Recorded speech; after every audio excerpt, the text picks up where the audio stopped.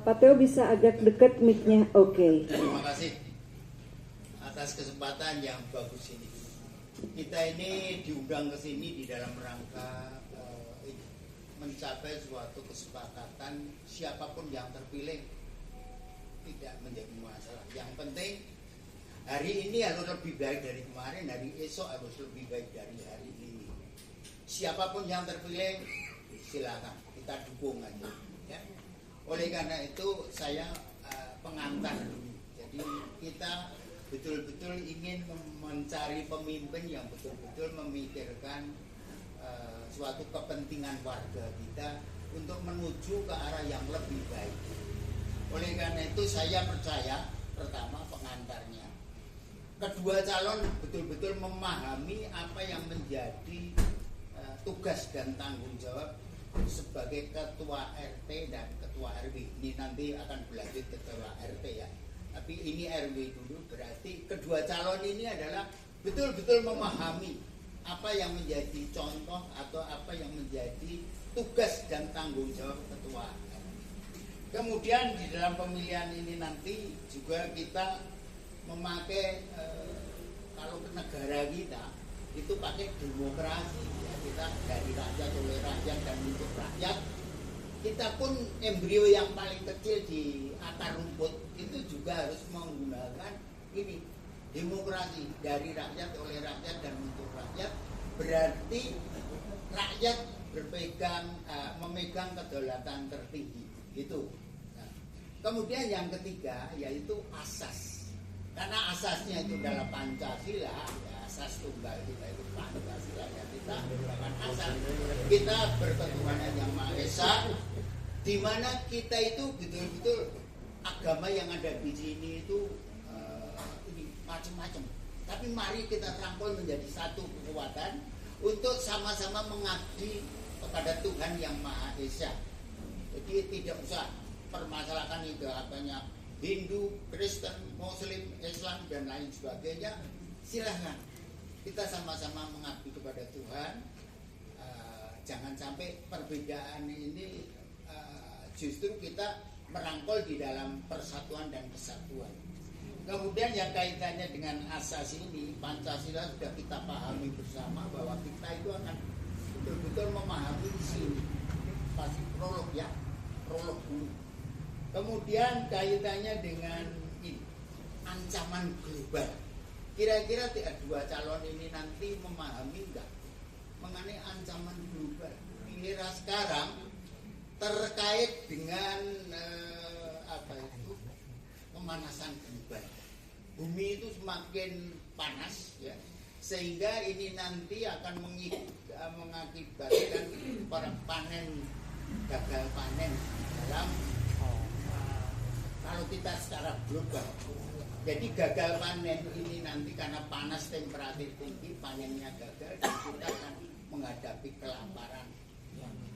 Diantisipasi enggak kira-kira oleh tim ini, oleh kedua yang dalam skop yang kecil ya, misalnya pemanasan global supaya tidak panas ya jangan bakar sampah karena bumi itu diakibatkan dengan atmosfer itu yang tidak bisa lolos ke sana. Akhirnya ya mencegah sampah itu ya jangan dibakar, jangan dibakar tapi dipendem jadi pupuk ya gitu. Ini langkah kecil aja, nggak usah gede-gede ya. Itu kaitannya dengan itu. Kemudian tadi sudah disinggung oleh calon nomor 1 kaitannya dengan ini apa itu kaitannya dengan air ya, dalam menghadapi dunia yang sudah semakin canggih ini diramalkan tahun 2050 kita akan menghadapi suatu kemajuan teknologi yang luar biasa. Sampai kalau saya lihat di YouTube itu bisa dilihat kaitannya dengan tembok aja bisa menjawab pertanyaan kita. Nah ini luar biasa.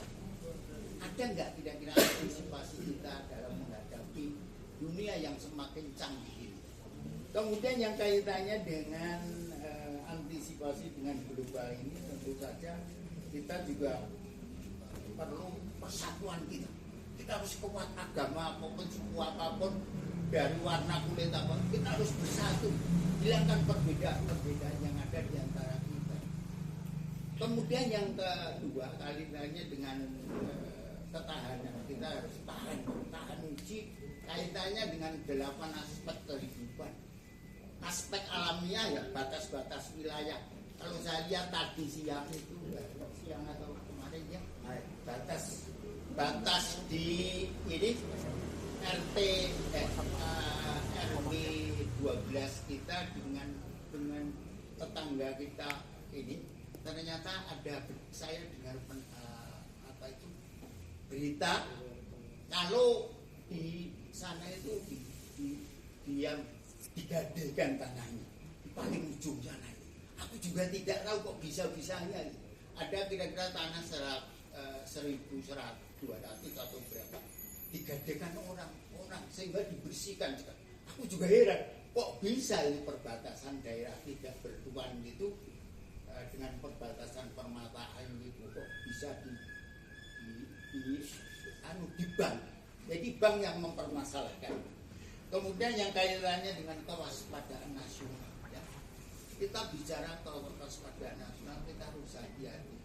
Unsur-unsur mereka yang warnanya yang tadi disinyalir oleh calon nomor 1 bahwa kita itu ada kecenderungan untuk apatis, cuek, nggak tahu urusan pemilihan asli, silakan aja. Padahal ini urusan kita warga negara. Jadi kita harus memilih pemimpin yang benar-benar memikirkan kepentingan kita bersama, bukan kepentingan sekelompok manusia, kan? Kepentingan kita bersama.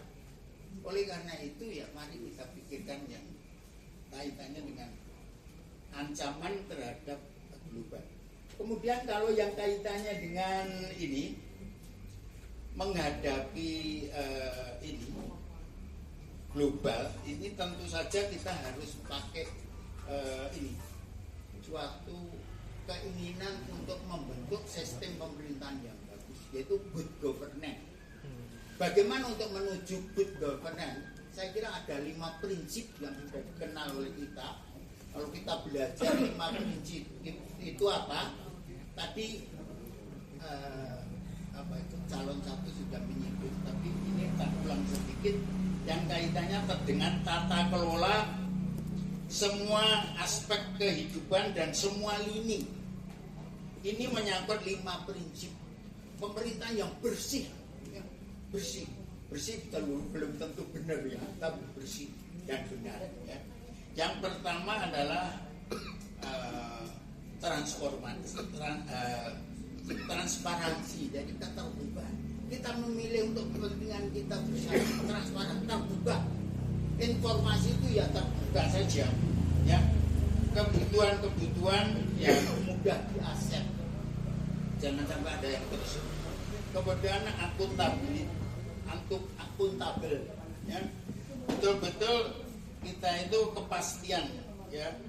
Kemudian juga sebentar Bapak Ibu mohon untuk menjaga ketertiban dari acara ini ya. Kita mohon saling kerjasamanya ya. Kita bukan untuk kita semua ya, bukan untuk itu. Jadi Pak Teo juga mungkin bisa dipersingkat untuk ini pertanyaannya, kami persilakan. Nah, tadi hanya pertanyaan ya.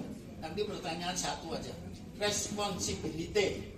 Jadi kita harus patuh pada undang-undang dan ada rasa tanggung jawab. Kemudian juga independen. Jadi betul-betul kita itu ada kemandirian. RT sini RW sini memberdayakan RW sini. Jangan orang luar ikut memberdayakan. Justru yang di dalam sendiri tidak diberdayakan. Itu yang saya inginkan. Ini sumber daya kita itu baik sekali, banyak sekali, hebat, tapi tidak diberdayakan. Kemudian juga fairness itu apa maknanya? Artinya kesetaraan ya, asas kesetaraan dan kewajaran. Kalau setara ya udah, kita itu sama-sama warga negara, mau pangkat apa mau enggak masalah. Saya itu warga negara biasa, ya.